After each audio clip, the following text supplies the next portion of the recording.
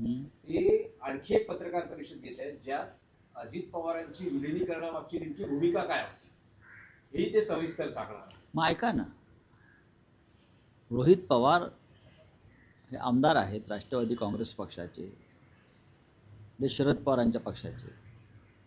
रोहित पवार हे अजित पवारांचे पुतणे आहेत, पवार कुटुंबाचे घटक आहेत. त्याच्यामुळे विलिनीकरण, अजित पवारांचा अपघात ह्याविषयी त्यांच्या कुटुंबातल्या व्यक्तीनं बोलणं हे अधिक विश्वासार्ह असेल. म्हणून ते जे काय बोलतात ते तुम्ही ऐका, मी ऐकून. पण राष्ट्रवादी काँग्रेस शरद पवार पक्षाचे खासदार बजरंग सोनवणे यांनी अजित पवारांच्या मृत्यूविषयी आणखी दाट संशय उपस्थित केलाय. त्यांचं असं म्हणणं आहे की त्यांचा संशय असा आहे की अजितदादांच्या विमानात काही कोणी बॉम्ब ठेवला होता का, कारण जेव्हा ते विमान आकाशात होतं आणि लँडिंगच्या वेळेस स्फोट झाला आणि क्रॅश झाल्यानंतरही अनेक स्फोट होत. मला शंका येते, राष्ट्रवादी काँग्रेसचे आमदार आणि अजित पवारांच्या निकटवर्ती अमोल मिटकरी यांनी शंका व्यक्त केल्या. छगन भुजबळ यांनाही संशय येतो आहे. आता रोहित पवार जे त्यांच्या कुटुंबातले एक सदस्य आहेत प्रमुख, त्यांना संशय येतो आहे. खासदार बजरंग सोनवणे यांनी संशय व्यक्त केला आणि हा संशय येत असताना त्या संशयाचं निराकरण करण्याऐवजी महाराष्ट्राचे मुख्यमंत्री देवेंद्र फडणवीस असं म्हणतायत, आपण वाचलं असेल आज, मृत्यूचं राजकारण म्हणजे दम देऊन सांगतायत, याद राखा अजित पवारांच्या मृत्यूचं कोणी राजकारण कराल तर याद राखा. तुमचा काय संबंध आहे? तुम्ही कशा करता धमकावताय?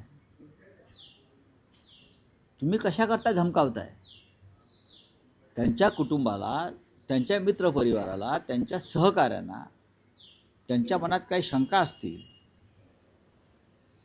तर मुख्यमंत्री फडणवीस आणि भारतीय जनता पक्षाच्या नेतृत्वाला वेदना व्हायचं कारण काय? महाराष्ट्राला वेदना झाले अजितदादाच्या जाण्यानं. लोक शोकमग्न आहेत आजही. लोकांना दुःख आहे, लोकांचा विश्वास बसत नाही असं काही घडू शकेल.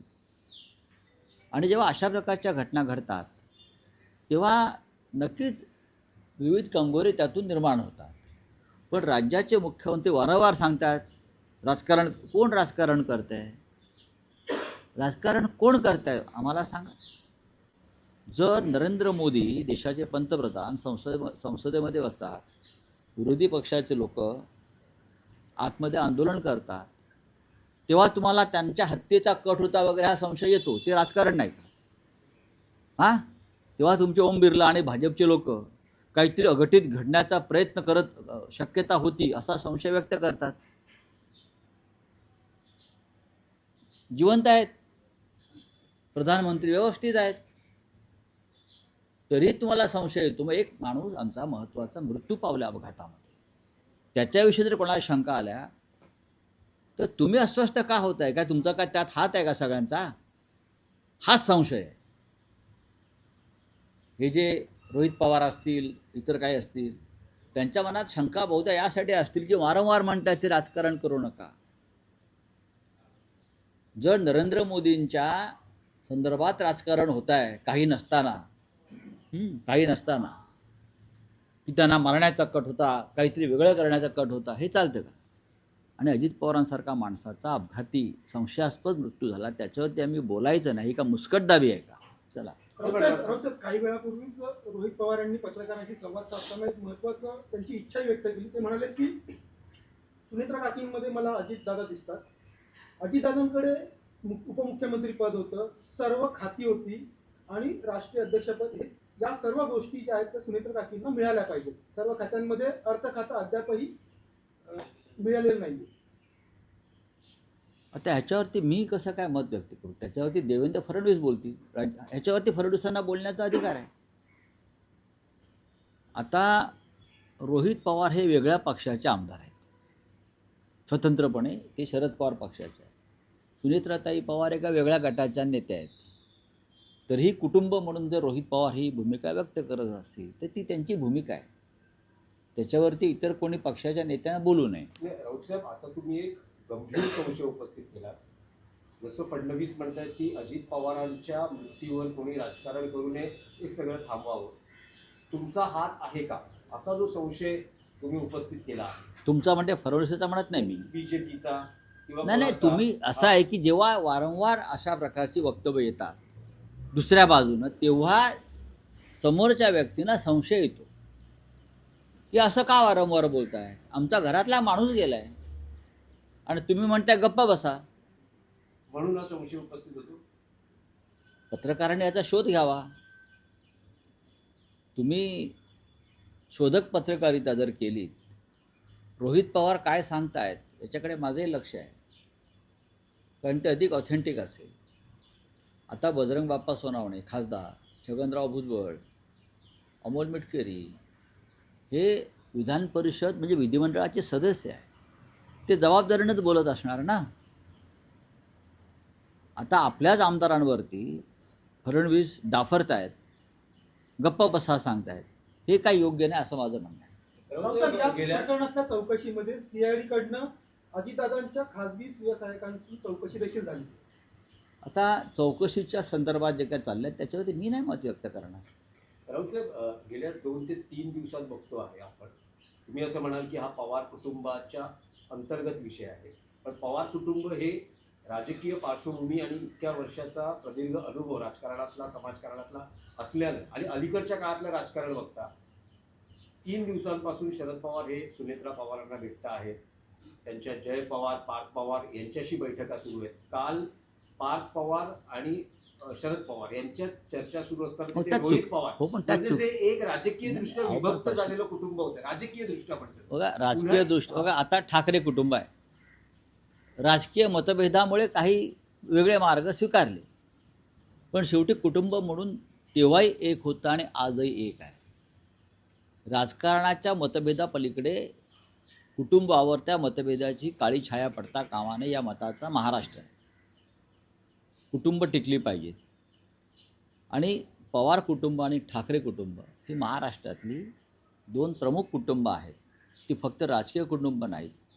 त्याने महाराष्ट्राला दिशा देण्याचं काम केलेलं आहे, महाराष्ट्राला मार्गदर्शन करण्याचं काम केलेलं आहे.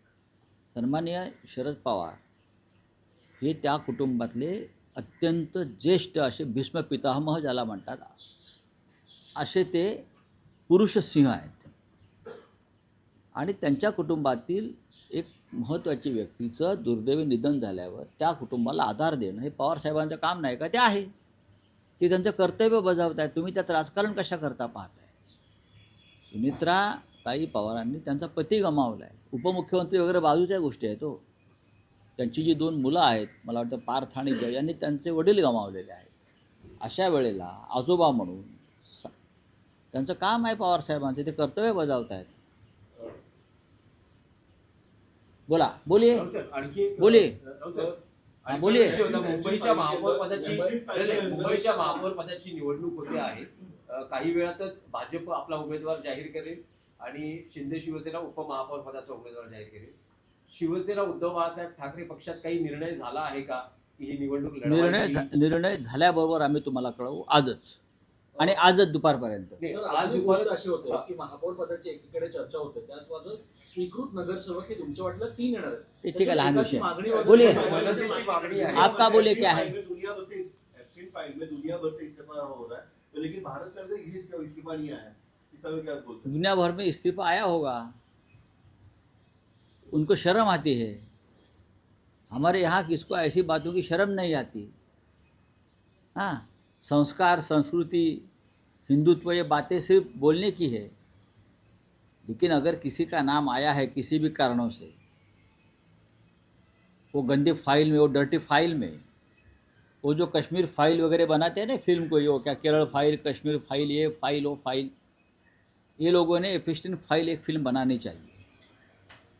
फाइल है ना, तो सिर्फ कश्मीर फाइल है, और कौन सा फाइल आया था बीच में, केरल फाइल. तो मैं उनसे, जो प्रोड्यूसर थे उस फिल्म के, जिसने कश्मीर फाइल का धंधा किया और करोड़ों रुपए कमाए, उनसे मेरा आह्वान है कि आप एफिस्टन फाइल पर फिल्म बनाइए, अगर फाइनेंस की ज़रूरत हो तो देश की जनता से हम फाइनेंस जमा करके आपको दे देंगे, लेकिन एफिशिएंट फाइल बनानी चाहिए,